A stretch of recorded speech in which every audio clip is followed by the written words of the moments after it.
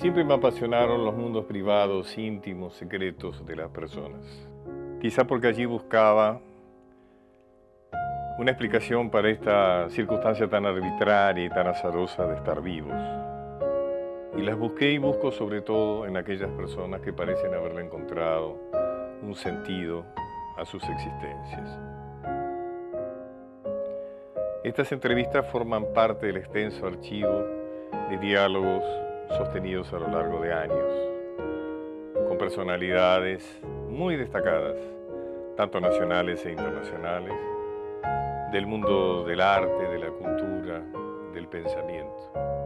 Algunas de ellas nos siguen alumbrando con sus vidas y sus obras. Afortunadamente, otras, lamentablemente, nos enriquecen, nos siguen enriqueciendo, pero desde la memoria. Debo confesarles que para mí fue un gran placer participar de estos encuentros con personas que admiro, que tuvieron la generosidad de abrirme sus misterios, sus infortunios, sus esperanzas. Espero que ustedes también sientan lo mismo al ver estas entrevistas en este ciclo de Canal Encuentro.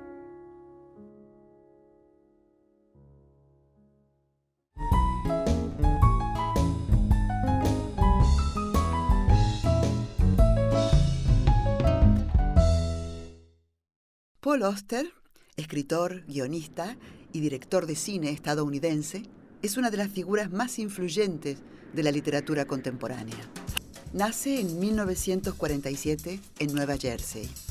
Su madre, luego de dar a luz a su hermana, comienza a sufrir trastornos psicológicos. A partir de entonces inicia lo que él denomina su exilio interior, sintiéndose un extraño en su propia casa. Desde pequeño se interesa por la lectura. Ya en la adolescencia escribe poemas. En 1970 se gradúa en la Universidad de Columbia en lengua y literatura inglesa. Ese año viaja a Francia y trabaja como traductor. Luego de 4 años, se instala en Nueva York. Entre 1980 y 1982 publica diversas obras. Su primera novela, en la que usa el seudónimo Paul Benjamin, no logra tener trascendencia. También publica La invención de la soledad, en la que aparecen los temas del abandono, la miseria y la búsqueda del padre, que serán luego frecuentes en otros títulos de su producción. En 1987 obtiene gran renombre y trascendencia con la publicación de La trilogía de Nueva York, compuesta por 3 novelas de intriga. En 1994 escribe el guión de Cigarros, basado en su propia obra. Hey, what are you doing there, kid? Cut it out.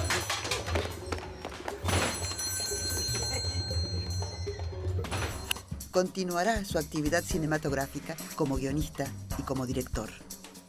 La narrativa de trama laberíntica es característica en su obra y le ha dado un nuevo aire a la novela norteamericana.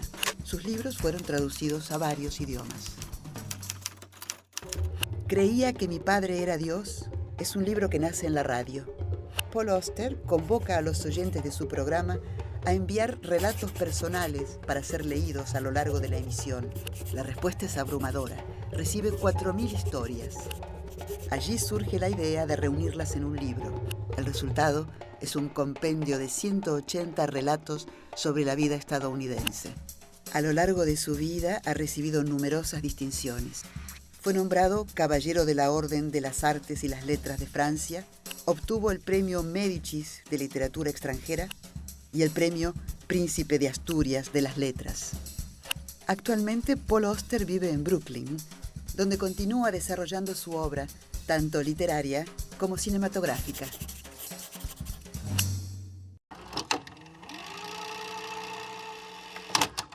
Talking about stories, I once read a beautiful tale of yours. I don't know if it's real or if it's an invention, about a boy that was you, that had a hero, baseball hero. Oh, yes. No, that's a true story. That's a true story. Yes. That was Mays, no? Yes, Willie Mays, Willie famous Mays. baseball Tell player. you, that's very nice. Yes, thank you. Well, it's It's in a little book of mine, the Red Notebook. Yes, which is true stories. And I was only 8 years old, and I happened to meet the great hero of my life, Willie Mays, at a baseball game. And I wanted to get his autograph. Yes. And he said, "Sure, I'll give you my autograph. Do you have a pencil?" Because miraculously you met him. Yes, no? at a Willie Mays baseball was practice. there, no, in That's front right. of you. Yes. Well, I looked. I didn't have a pencil in my pocket, and my father didn't have a pencil. My mother didn't have a pencil. Nobody we were with had a pencil. And he said, "Well, if you don't have a pencil, sorry, I can't give you my autograph." And of course, I was very upset. I started crying. I was disgusted with myself for crying, but I couldn't help it. And as I tell in the story, after that day, I started carrying a pencil in my pocket wherever I went. And the writer was born. well, you know, it's Thanks not that you have any great idea about what you're going to use that pencil for, but you know, if there's a pencil in your pocket, maybe someday you will start to use it. And so it's a kind of little parable about how I became a writer. How a book comes to a writer? It's for me, a very, very slow process. Slow process. Slow. I usually... You lasted 15 years in your first book. Some books take 15 years. 15 years. It's never short. An idea comes, you start to live with it. It begins to grow. Things accumulate. But I would say it's always years of preparation before I've sat down to write a book. When you sit down to write, you already have the book in your head. I think I do, and then I realize I don't. I start writing, and then new ideas come. Then the characters new thoughts. Get free. Exactly. I've had written books in which important characters weren't even in my head when I began writing the book. So every day it changes. It keeps changing almost right up to the last sentence. It's not mathematics. You know, you don't start with an outline and say, okay, page 1 will be this, page 2 will be this. You have a feeling for the story. You have a sense of the shape. You know, the arc, the beginning, the middle, and the end. But many of the details don't get born until you're actually doing the work itself. It's not true that the writer chooses the character. The characters choose the writer. I do believe that's true. I do believe that. They just, in my case, they seem to grow up inside me. There they are. I can see them. I know their names.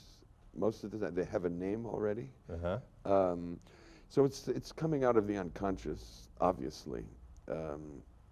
Mr. Bones, for example. Mr. Bones, yes. A dog. A dog. He's a dog, but he's really a character in a book. He's a very thoughtful dog. He's a very thoughtful dog. But I was, something I mentioned the other day here, but it's a very funny story. One of my novels was published, was about 12 years ago, The Music of Chance. Music of Chance. And a film producer called me up. He was very interested in making the book into a movie. So we started talking, and he said, you know, nobody loves this book more than I do. I said, well, okay, I'm happy about that. He said, but there's just one problem.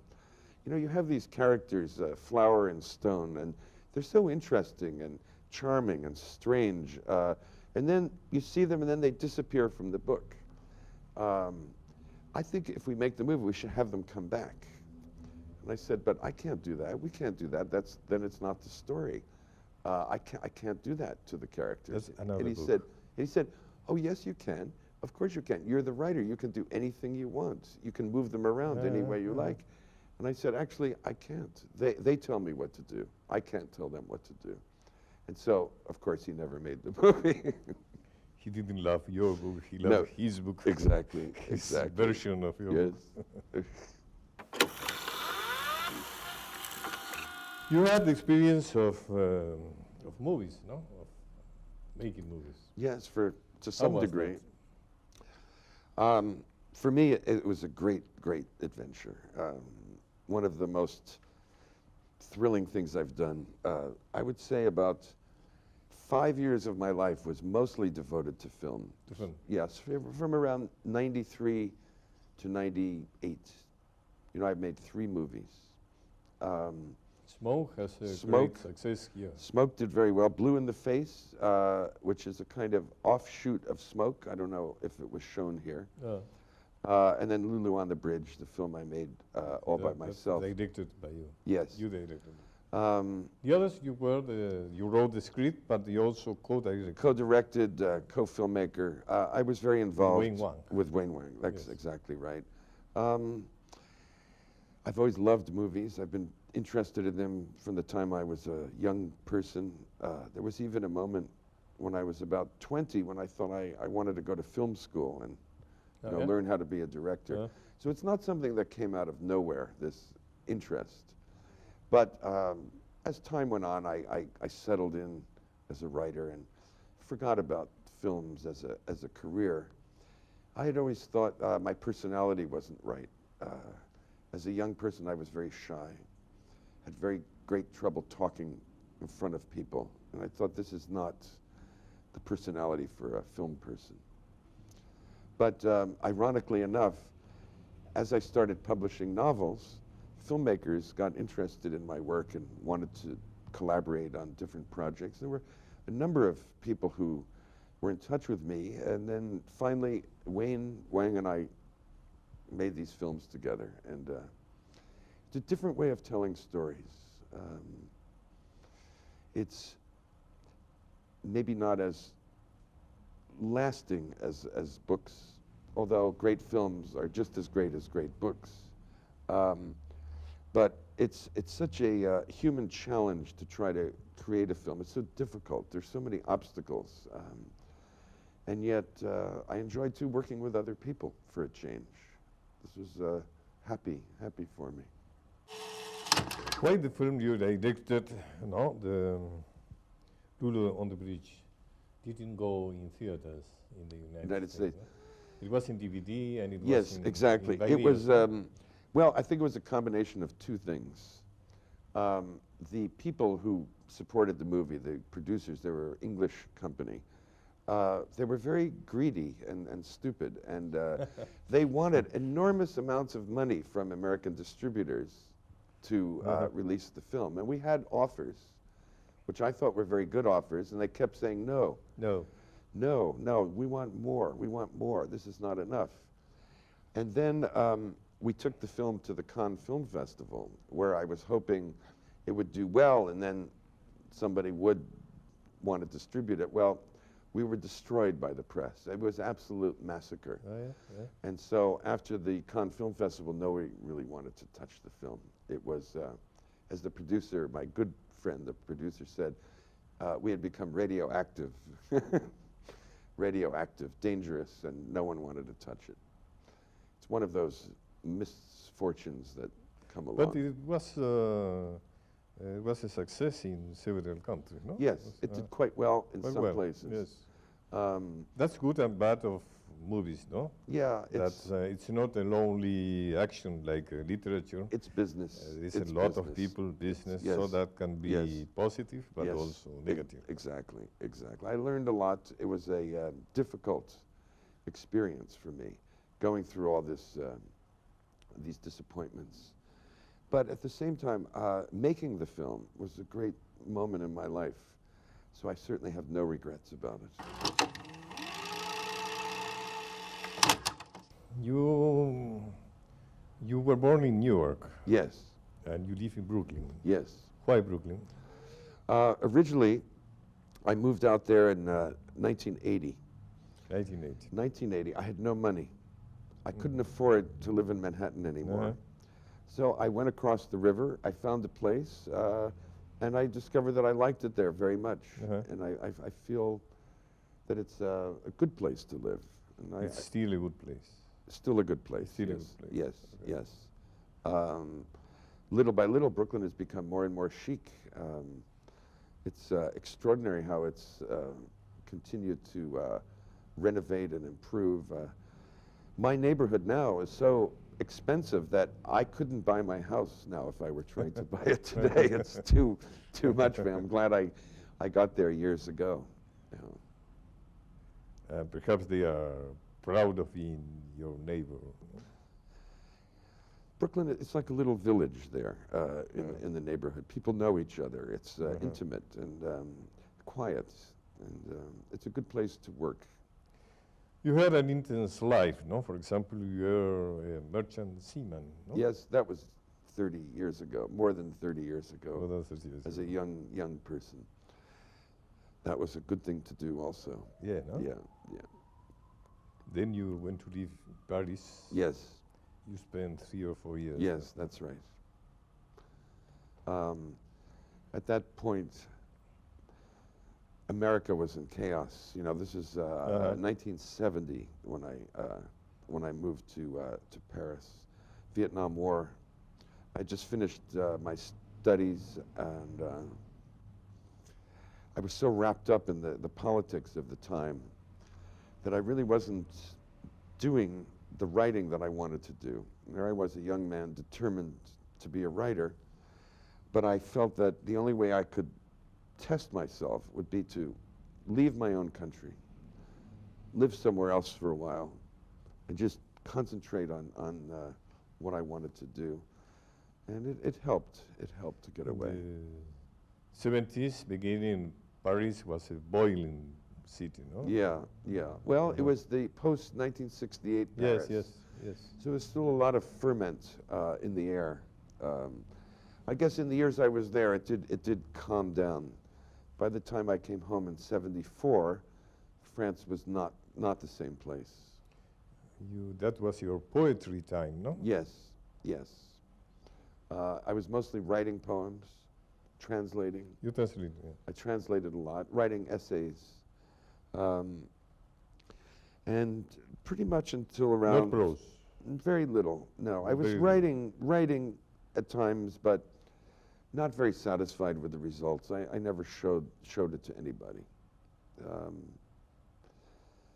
I kept doing those kinds of activities till around '78. And then after a long pause as a writer, I got stuck. I couldn't do anything anymore. For about a year and a half, I didn't write much of anything. I was broke, and I was a little desperate, uninspired, unable to go on. I thought... You do have suicide fantasies in that moment?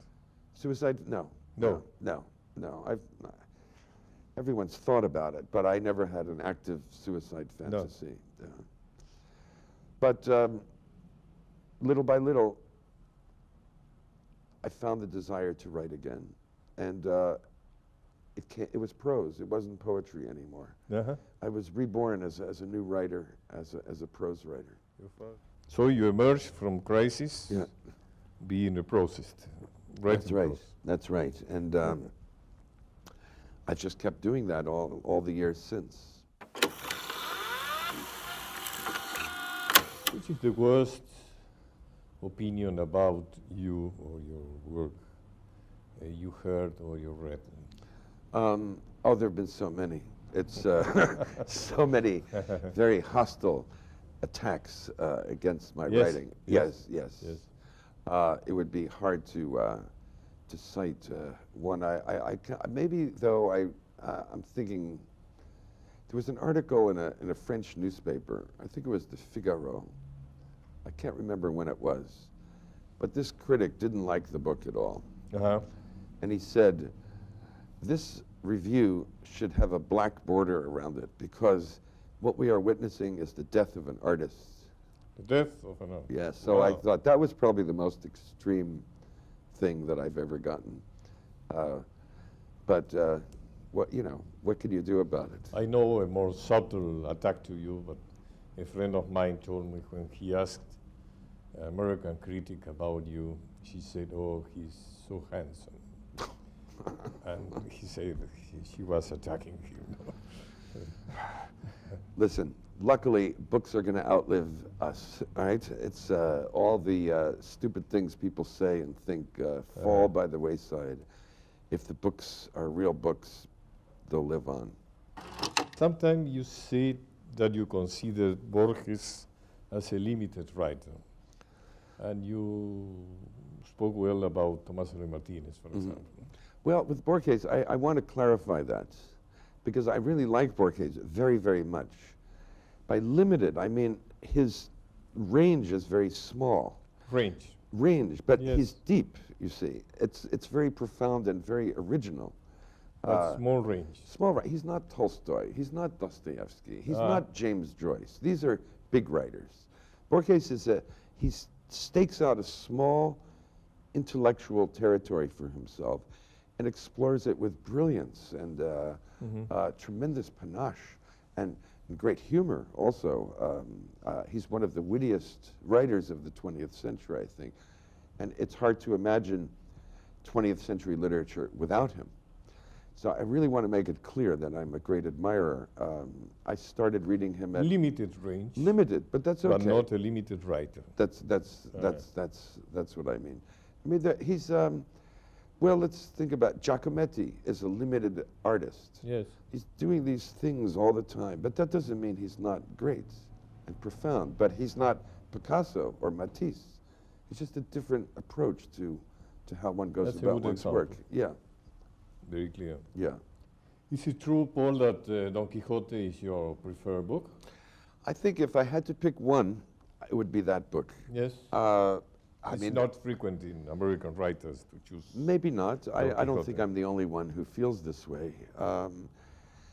It's because Cervantes was inventing something new, and you feel the thrill of discovery in this book, which is one of the first novels ever written, after all. And in it, he seems to explore all the possibilities of fiction.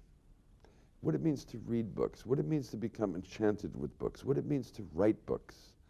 And he does it with such intense humor, compassion. I mean, it's a very funny book, but he never ridicules the people he's laughing at and with. So it's also a very compassionate and tender book.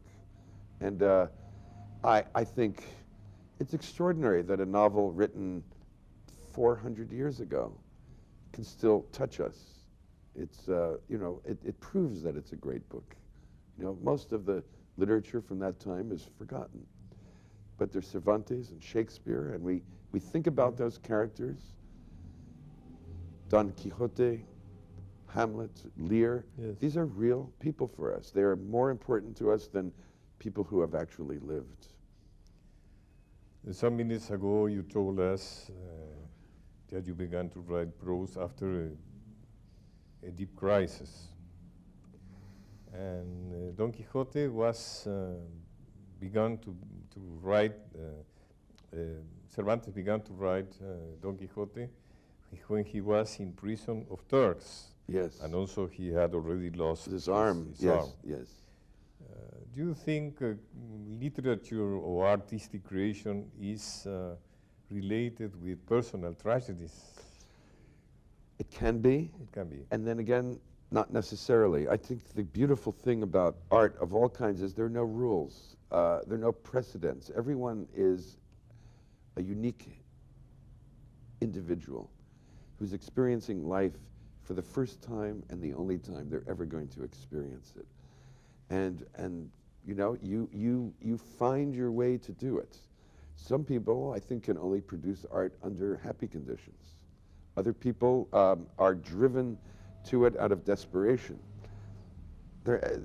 Everything is possible. Tell me, what is the importance you give to literature in the world of today? Well, as you probably know, 200 years ago, there wasn't much besides books for people to entertain themselves with. There was theater and books. Now we have radio, television, movies, video, internet, all kinds of things that are vying for attention. So I suppose the place of literature has diminished a great deal over the last 100 years or so. And yet, it's remarkable that in spite of all the competing media that can distract one's attention, people continue to read. It continues to be a passionate experience for millions of people around the world. And I think it's because a book is a unique place in the world. I really believe it's the only place where two strangers can meet. Two strangers can meet on absolutely intimate terms. In a creative way. In a creative way. The writer is giving his soul to the book, and the reader, an attentive reader, is reading with his or her soul. And it's a place where we discover, I believe, our common humanity more than anywhere else in the world. And therefore, in spite of all the predictions that people have made, for years now, that the novel is dead, literature is dead, it won't be dead. It's never going to be dead because people need it.